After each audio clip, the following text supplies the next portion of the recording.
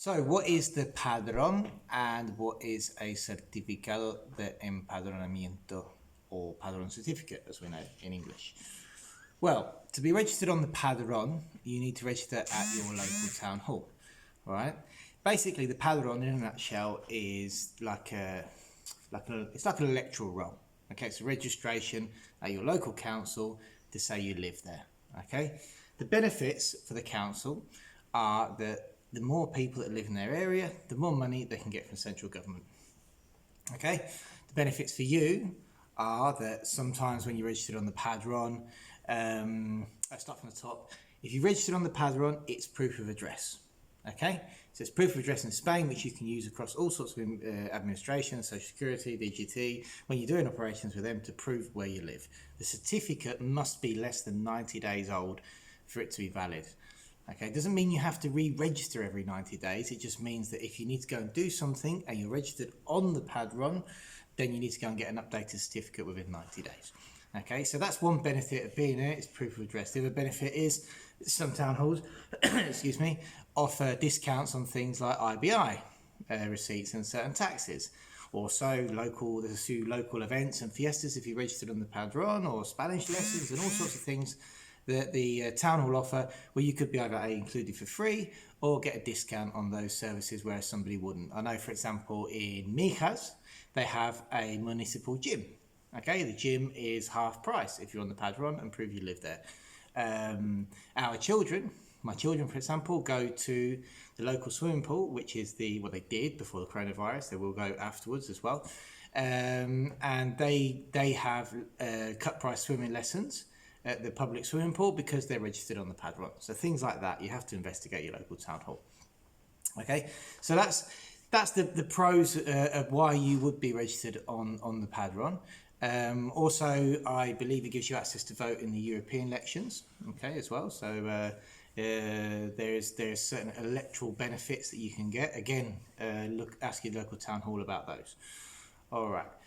Okay, so how to get registered on the Padron? Well, each town hall has its own nuances, doesn't it? Because this wouldn't be Spain if they didn't. But most of the time, you have to do three things. So you have to prove who you are, first of all, when you go to the town hall. So that means your passport and IE number, or your passport and residency card if you have one. Though we'll touch on the residency thing in a minute. And so that proves who you are physically. So mainly your passport, because it's your personal ID document. Okay, then you have to prove where you live. So if you're renting or own a property, you need to take either a rental contract or your deeds and notice simply. If you're living with somebody who's already registered or is going to register because the property is in their name, you have to go with them. They'll register and then you will register with them. All right. A lot of the time, the town halls will also ask for further backup of proof of mainly with rental contracts, that the person can legally give you that rental contract. So you'll need a utility bill in the name of the person you've rented the property off, or in your name. So it's best checking with your local town hall. All of them got slightly different rules, but normally it's proof who you are using your passport and where you live using either rental contract deeds and a utility bill. Okay, there's often a form you have to fill in. Sometimes there's a little small cost to it, so it could be between €1 and €3. Some town halls give it for free, and some town halls charge you a little bit of money on the day. There's also another type of Padron, which is called a certificate. That you get once you're registered on the Padron.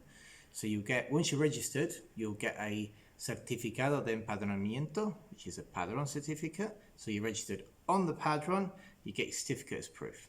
Okay. For people who are proving how long they've been registered on the Padron, you can actually go to your town hall and get one that's called a Certificado Histórico. So you get historic certificate, which proves how long you've been registered, the first date of registration and the date that the certificate was issued. Okay.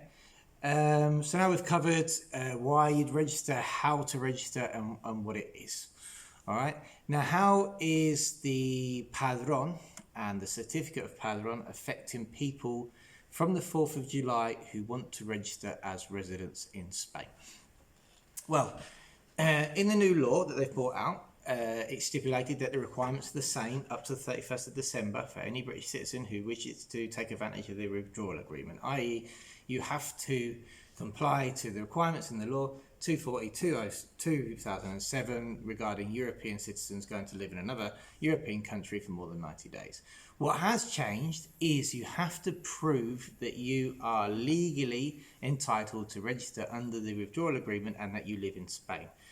Speaking to the police this week, they have told us that the best way to do this is to be registered on the Padron. So, when we first used to do the EU cards, residency cards, there wasn't a requirement to have a Padron.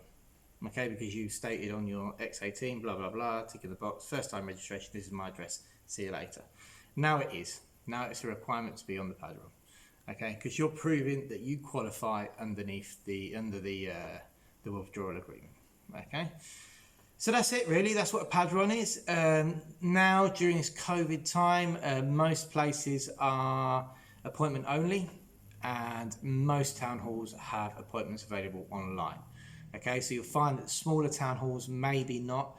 You know, in the hills with less than 5,000 inhabitants and stuff, you might get away with just turning up.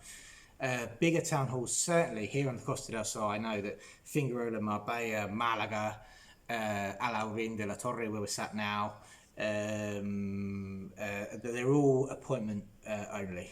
Places like Benafiz, for example, I know somebody who's walked in there, they ain't got one. So it's worth sucking it and see, really. You have to go to your local town hall, see what's going on. Most of the time, if you can't find the information online, if you go to the citizen's office, they'll have a bit of paper stuck on the window. Take a photo of that, and that will tell you all the information you need to know on how to book your appointment.